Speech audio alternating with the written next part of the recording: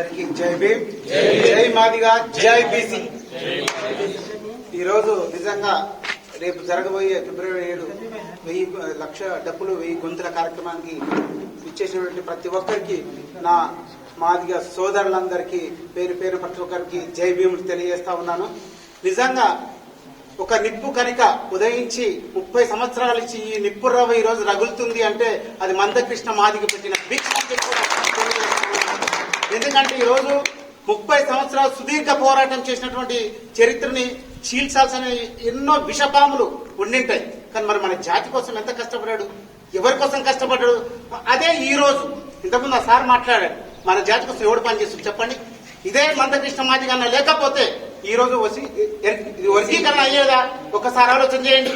ఆయన కూడా ఆయన స్వార్థాన్ని చూసుకున్నట్టే ఈ రోజు నేను రాజకీయమో ఎంపీగో ఇచ్చేవాళ్ళు నిజంగా వస్తుండే ఈ రోజు చేసుకోకుండా. కానీ నా జాతి నిజంగా మాదిగా అనేది తీసుకొచ్చిన మహానుభావుడు మందకృష్ణ మాదిగ. ఇప్పటికీ ఈ ఊళ్ళ మాదిగ వాళ్ళు చెప్పుకొని సిగ్గుపడతాను. ఎందుకు సిగ్గుపడాలి? ఏమిటి నీ జాతి నువ్వు గర్వంగా చెప్పుకోబ్బా. అది చెప్పుకోలేప్పుడు నువ్వు సచ్చినోని లెక్క అంతే. మనిషి ఉండి కూడా లాభం లేదు కదా. నీ జాతిలో పుట్టి నేను అందుకంటే నేను కూడా చెప్తాను, నాకు మొట్టమొదటి దేవత అంటే అరుంధతి మాత అని చెప్తాను. ఎందుకంటే ఫస్ట్ పెళ్లి కాగానే మా నాయన పుట్టినాక పుంజు చూసింది అరుంధతి మాతను చూసి పెళ్లి చేస్తాను.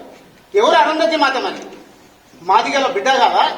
మరి ఈ రోజు అంత త్యాగం ఉంటే ఈ రోజు ఏం చేసినాం అని అట్టడుగు దొక్కిరు. అందుకోసమే జాంబవంతు వారసులు మనము. నిజంగా ఇవన్నీ చరిత్ర తెలిస్తే వీళ్ళు ఎక్కడ ముందుకు పోతారని చెప్పి అనువాదం తీసుకొచ్చి మన జాతిని ఎంచుపడేసినటువంటి ఈ చరిత్రను తీసుకొచ్చినటువంటి మహానుభావుడు మందకృష్ణ మాదిగ. సో నిజంగా 1,00,000 గొంతులకు మా బీసీ కార్యక్రమం నాకు మొన్న నుంచి ఒక 10-15 రోజుల నుంచి అన్న వాళ్ళు మాట్లాడారు. మిఠాపల్లి సురేంద్రన్ కూడా నాకు ఫోన్ చేసిండు, మాకు ఒక టీం అరేంజ్ చేసిండు.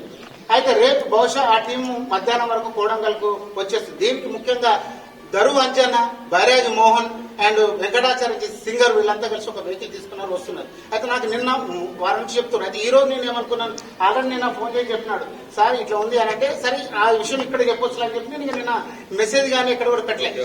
సో రేపు ఒకవేళ అన్న వాళ్ళు వచ్చిన మనకు స్వాగతిద్దాం. ఖచ్చితంగా వాళ్ళు బీసీల కోసమే, బీసీ కలం గలం అనే శబ్దంతో ఏది మందకృష్ణ మాదిగ అన్న ప్రేమతోటి ఏదైతే ఈ రోజు తిరుగుతున్నారు బీసీలు అంటే అర్థం చేసుకోండి. మనమంతా మూలవాసులము, మనం అంతా ఒక్కటే.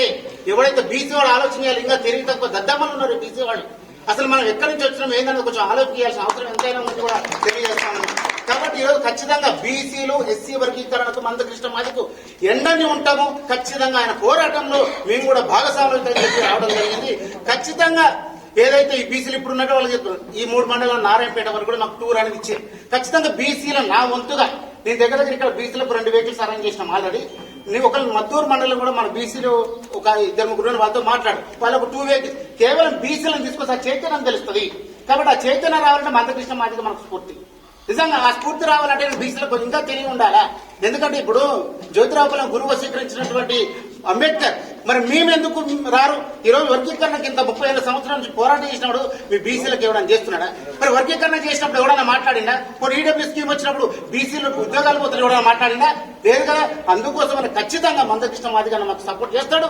మేము కూడా వాళ్ళకి సపోర్ట్ చేసి రేపు వర్గీకరణ కూడా సపోర్ట్ ఉంటాడని చెప్పి తెలియజేస్తూ ఖచ్చితంగా ఈ యొక్క రేపు జరిగే 1,00,000 డబ్బులు 1000 గొంతులకు ముందుండి బీసీ వాదంతో పాటు మీకు ఎన్నట్టు ఉంటామని తెలియజేస్తూ ఈ అవకాశం ఇచ్చినందుకు ధన్యవాదాలు తెలియజేస్తున్నా. జై హింద్.